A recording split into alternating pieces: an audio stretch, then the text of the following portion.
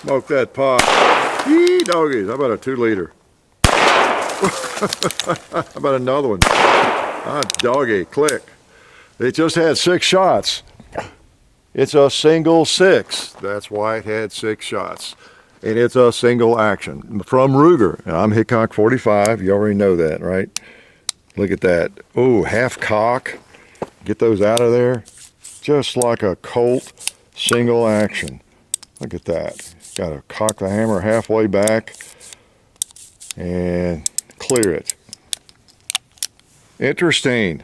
I wonder where this came from and whose this is. Well, it's Ruger and it's a single 6. You people have recommended we get one of these for probably about 8-10 years, and we thought we'd jump right on that task. Happens to belong to a friend of mine, and I borrowed it from him. He hasn't had it all that long himself, I don't think. So we're going to talk about it and shoot it, talk a little bit about the history of the single 6 and all of that, and then shoot it. How's that? Okay. And of course, I don't know what else I could tell you about this gun. Actually, it's just a pistol. So I think the video's over. No, it's not. This is pretty cool. You know, I've never owned one of these, and I'm kind of ashamed to admit it, really, because it's a piece of history, really. You know, a lot of you probably have not owned one either. The Ruger single 6. However, a lot of you have, because they've sold a bunch of them. This one specifically is the super single 6. Doesn't say it on there, but it's a super single 6. How do I know that? Because I just think this gun is super. No, that's not it. It's because it has an adjustable sight, just like they put on the Blackhawks, which came out a couple of years later in centerfire. I think the 357 mag maybe was the first one. They have the same sights. These came out in 1953, by the way, if I didn't say that. And then the Blackhawks a little bit later. But that's the same adjustable sight, I believe. And that makes this a super single 6, okay? Because I don't know when that happened. I don't know. It was a few years. The early models just had a fixed sight. In fact, the owner tells me that the front sight has been changed out, though. It's a little bit different kind of a blade target sight comes on it, but this other Ruger sight fits on there just fine, and so somebody had changed that out. And so you Ruger aficionados might have already noticed that, okay? And they started out in plastic grips, I think, and then 19 round 60, they started with the walnut as standard wooden grips, and it's pretty nice wood on that, isn't it? And the cool thing about these is it's like a Colt single action, and I'll tell you why. Because you got your half cock. Well, you got 4 cocks, right? 4 clicks, because it's essentially the same action. 1, 2, your half cock is where you load it and unload it. And let's just do that while I'm yakking. You slide your rounds, and now if I were going to carry it, I'd put 5 in. Since it's 22, it's just a target gun. I won't carry this for defense like I do my Colt single actions. I'm going to go ahead and put 6 in, okay? Since they're just little 22s, let's at least get 6 of them. And that's part of it, isn't it? If they're big old 45s, you don't need more than 5, right? So because you don't want the hammer resting on one of these rounds, it will go off. Okay, now you do have a frame mounted firing pin. You can see it's not on the hammer like the old Colts. I'm gonna let down easy and bring it back to the safety. The first notch is kind of a safety, but you could break that easily if you dropped it and hit on a hammer. It'd still probably go off. All right, so we got 6 in it, so let's just shoot this thing. Single 6. This is the super single 6, and it was made, this one, in 1969. Okay, 69. Gosh, I was in college. I was a long-haired hippie playing basketball and reading Shakespeare. That's why I'm so weird. Woo. That's why I still smoke pot. I just can't. Wow, I got all those 2 liters or those 11 ounces. Now it's a 22. I can shoot a bowling pin without any trouble. It's not going to bounce off. To shoot a cowboy. Sights are right on. Look at that. Look at that. Yeah, nice little triangle there. So that's cool. The owner is a shooter himself, friend of mine. He'd lent me another gun or two. That see that Ruger, model 77, I guess, and 357. Vaquero a few years back. He's a bit of a cowboy too. He's more of a cowboy. He has horses. He has horses and everything. Saddle, cowboy hat, all that. Pretty cool. It's pretty neat. And that is the neat thing about it. Like when these came out, and of course, as we know, in most of our lifetime, 22 ammo has been pretty cheap, right? It's only in recent years that it's kind of gone up and was hard to get for a while and all that. But what was going on, after World War II, Colt had quit making the Colt single action during the war, and they didn't resume production after the war, really, like in the 40s and 1951, 52, 53. Well, Bill Ruger said, hey, these Westerns everybody loves, John Wayne, everybody on TV, and then the Lone Ranger, and just all of them. People are wanting a single action. They're falling in love all over again with these single action revolvers, the Colt single actions, and there's nobody making them. So guess what? He started making them, and he started in 22, and trying to make a firearm that was inexpensive, that almost anybody could afford, and that's what he did, the single 6. I think Great Western was making them too. They were making the big bore stuff and maybe the small bore. In fact, I had a 22 a long time ago. It might have been one, I don't recall. It was pretty dumber back then even. And that firearm was stolen, and I just don't recall. It was either Hall's or a Great Western. I think it might have been a Great Western. I don't know, but it was a 22 short barrel. But Ruger sold a bunch of these because it filled that niche. He met the demand. Everybody back in the late 40s, early 50s wanted to be a cowboy, just like the cowboy heroes on TV and in the movies, right? And so these were pretty popular. And they're just like the Colt, same action. I think most of those patents have run out, so he basically copied that action. Now, when they first came out, they had a flat loading gate. It was kind of weird. It's just a flat piece up there. And then in 57, I think, they went to the rounded loading gate like the Colt, all right? And gosh, later, you can study these things, learn all you want about them. They're different models, all different barrel lengths. Most of them were 5.5 initially, I think, I read. And they came out with these 22 Magnums in like, I don't know, 59 maybe. And then in the early 60s, they came out with the convertible models.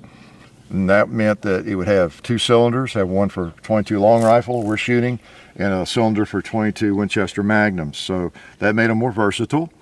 So they just kept improving the things, and just nice little guns. Ruger, as they still do, Ruger is known for making good firearms, but generally they're not as expensive as some others. And part of that's their manufacturing techniques and their design. This was, I think, the first gun where Ruger, they had already made that, I forget the model, the 22 automatic, and that was, their start. But on this one, he wanted to test the investment casting, make the frame a cast frame, investment casting they call it. And he experimented, and was able to finally do it and get it right. Okay, and it's a lot less expensive to manufacture if you can do that. And that's one reason Ruger generally is very competitive on price, because they use a lot of cast frames on their firearms. That's one reason they're bigger usually than a Smith & Wesson. I think they kind of need to be bigger, but still they're fine and they're strong, and it's less expensive in terms of the manufacturing. So this frame, and this was one of his big experiments that paid off, and he's used that method ever since. The trigger guard and the back strap here, unlike a Colt, it's all one piece. All of that is one piece, and it's whereas on a Colt, you got a screw here, and this part is separate, and from the back strap, and that's all one piece of aluminum, cast aluminum. Well, I guess it's cast, right? And the fit's not perfect. You can see there and everything, but again, it's meant to be an inexpensive plinker, that works, and that's what it is. Okay, so. To mill all that out of steel like Colt was doing, and then the frame, have it forged and milled and ground and all that, it would have been, I think it came out at $57. It'd have probably been $157, and that's a lot of money in 53. So I was still counting pennies. I thought 3 pennies was a lot of money in 53. So it's just a little history on that. Let me shoot it some more. Now again, you might prefer to have one of the new models. I didn't talk about those yet, but I think that was in '73 when all Rugers, pretty much their handguns, single actions, they went to they went to the new model, they called it, where they had a transfer bar so you could load 6 without any trouble. Keep 6 in it, carry 6 in it, and you had when you cock it, you had to pull the trigger to get that transfer bar to drop out of the way so the hammer could hit the firing pin. And so, it's blocking all that, so it's not going to fire unless you pull the trigger. And that's the way they are now. I had my first Ruger, first centerfire gun actually was a Ruger, and it was an old model like this in '45 Blackhawk, and it was like this, you half cock and all that kind of thing. And but boy, it was one of the last ones, because I bought it in '73, I guess, or '72, '73. So just that, right at that time when they were making the big switch over to the new models. And all the new ones, of course, are the new model with the transfer bar. Put that down easy, okay? And to tell you the truth, I like this gun because of the history of it, and I wouldn't mind having one of these, a nice one. But if I was gonna shoot it, unless it was collectible, I just didn't have a new one. And I noticed that at the Ruger site, they've got them, and they've got a single 9, they call it, a single 10, that holds 10 rounds or 9 rounds, get it? And of course, it's got the transfer bar, so it's safe. You don't have to be as careful with it and as concerned about that. That'd probably be the route to go, if you wanted a 22 and a single action, because they're kind of made the same way. It's like a cowboy gun. And you've got that extra safety, you don't have to think about it. They've got them in stainless and all kinds of barrel lengths, and they're just pretty neat old guns. Some people just much prefer a single action over a double action, and so this fills that niche. Let's shoot that paper. Put a couple on it. All right, must have hit the bull somewhere. Now let's try a 2-liter. John, I don't think I've ever seen one do that. That was cool. It was a rocket. And we've seen them all. Whoa! I love the way they die. If you hit them.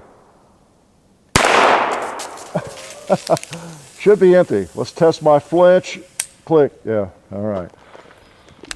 So you don't get a lot of shots. If I were going to buy one myself and it was not a collectible piece or something, I would get a new one, and I'd lean towards that 10-shot one. I really would. I'm a big fan of 22 revolvers, dare I say it, high capacity 22 revolvers, whether it's single or double action. It's just kind of neat because it is a 22. It's nice to have more rounds. I've shown you that it is a high standard, but that Revelation I grew up with, it belonged to Dad, holds 9 rounds. I always like that. It's not getting a little dirty there. And so I would probably go. Now some people won't. Obviously I wouldn't want 10 shots in this one because this is an old one. It's a kind of a classic, traditional, collectible old gun. But if you have one you're going to shoot a lot, it would be nice to hold more rounds. No doubt about it. Let me shoot these out. Then I'll think it's more light. Well, we got to put one on the gong.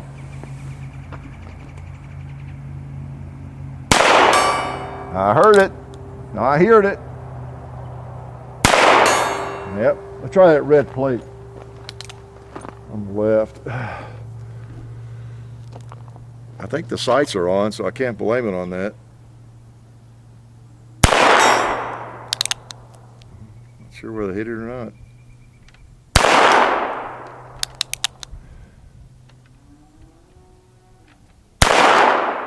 I don't know. Can't hear. Let me shoot that 2-liter. Yeah. And that other cowboy right in the heart. Click. 6 shots. It's not a lot. We'll probably shoot a couple more. Let me think what else about it I didn't tell you. So like I say, you can get them in 22 Magnum. Oh, and I wanted to compare too. You can get them in 22 Magnum. I think they're available in 17 HMR now, and even 327 Federal Magnum. So the old single 6. I guess it's a single 6, not a single 10. I think to get a single 10 or single 9, you would, you know, it'd be a 22. One thing I was going to show you, I happen to have another prop here, our Voltec safe. We appreciate their help. The big one. This is a big one. Wow, look at that. I think you put a bunch of guns in there. What I have in there is a Colt. It's empty. For some reason, this has larger chambers than the Ruger. He said it's empty anyway. Okay, so I was going to show you, you know, again, the similarity. You know, you got your half cock, 1, 2, the second click, 1, 2, and that's where you open her up and you reload it. The cylinder turns when you do that. And of course, it is, you know, it mimics the Colt in a lot of ways. You got the loading gate, you know, they filled in there in I think 57, you know, to look more like the Colt. And the other reason I got the Colt out here is because it was kind of their, what would you say, it was their fault, their problem, their loss, the fact they didn't start making these again after World War II and capture that market that was wide open, you know, for Ruger and Great Western. They could have had that market. Boy, the mistakes Colt has made over the years.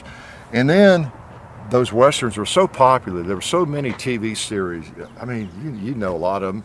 And and then Colt, looking from their ivory tower, I guess, they saw Ruger selling these things hand over fist, and Great Western, I guess. I don't know if anybody else was in the market by then. And they said, hey, you know what? It's 1956. Maybe we ought to start making this gun. We're sort of known for it. Maybe we should be still making this thing, you know. And they came out with, and in fact, this one is a 1956 model. You've maybe seen it in the video we did. But so it came back in 56. And then it was popular, of course, you know, for whatever, 10, 20 years, you know, second generation, 20 years, about 20 years, I guess, the second generation of Colts.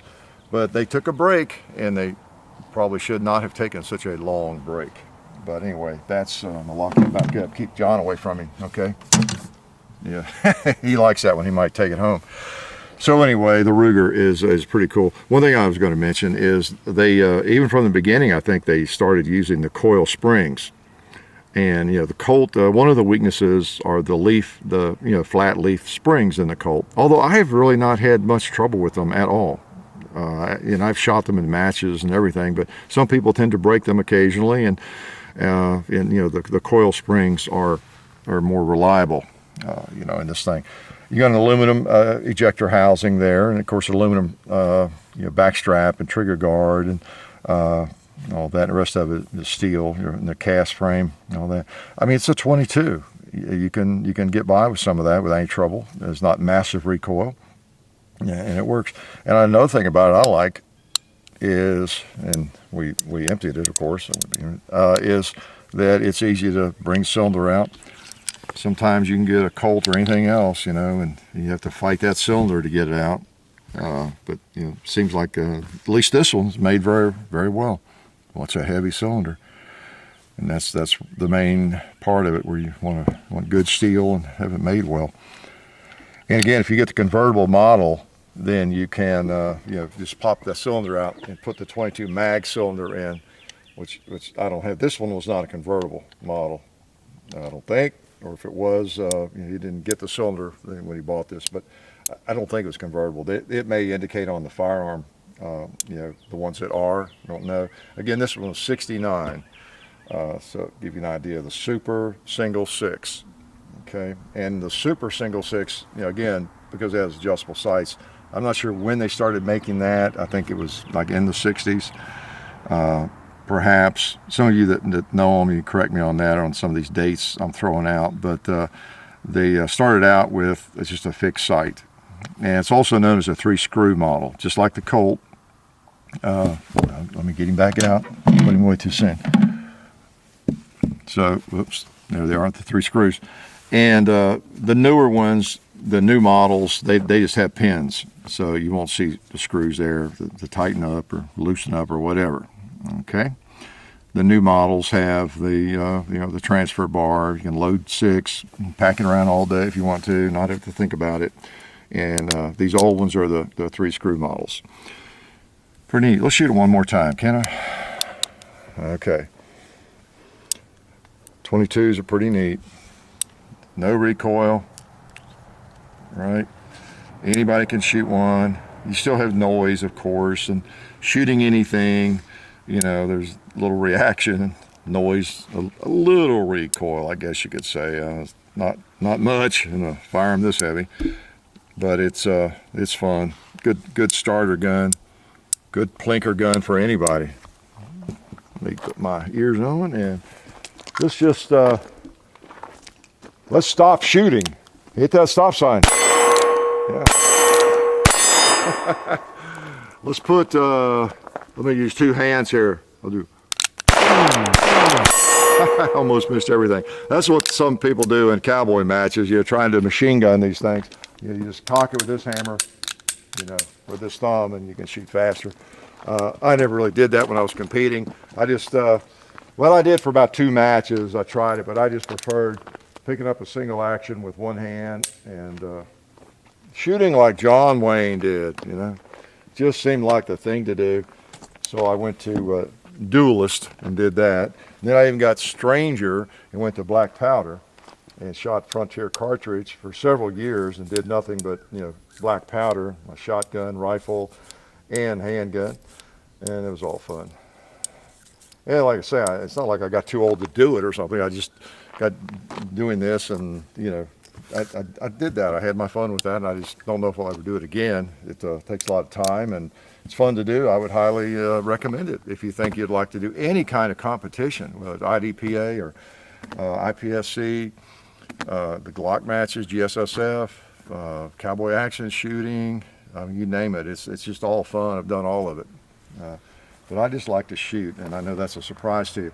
So the single 6, interesting firearm, jumped into the market. There was kind of a void there, and Bill Ruger did well with it for that reason. Starting out with his old model, 3-screw model, and moving right on up through adjustable sights, and then the new action in '73. And I guess, I don't know if it still is good, but I know when they came out with that new action in the transfer bar so you could load 6 safely, that they would let you could send one like this back in, and they would update it. Okay, they would update it for free, I think. I don't know if they still do that or not. There was a couple of court cases where somebody dropped one. I think one guy was in a pickup truck and his 44 fell out, or 45 or something, of the holster, and hit the floor and shot him, and they sued and all this, and that's why Ruger went to that, pretty much. It was a part of a settlement, I believe. And I think it's also why so many of them say, read the instruction manual on the barrel. I think that was part of that settlement, you know, back then too. So such is the case in the world we live in today. So the single 6, appreciate the New Day Cowboy lending this to me, and I know he really likes it because he's a Ruger guy and he's a cowboy. How could you not like it? Life is good.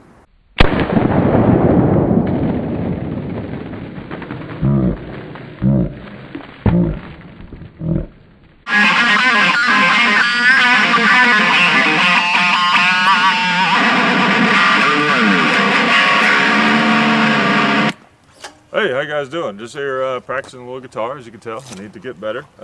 Just on the range hanging out. But I wanted to let you guys know while I'm here, since you guys just stumbled in on my practice session, about our friends over at SDI. You can check them out at sdi.edu. That's the Sonoran Desert Institute.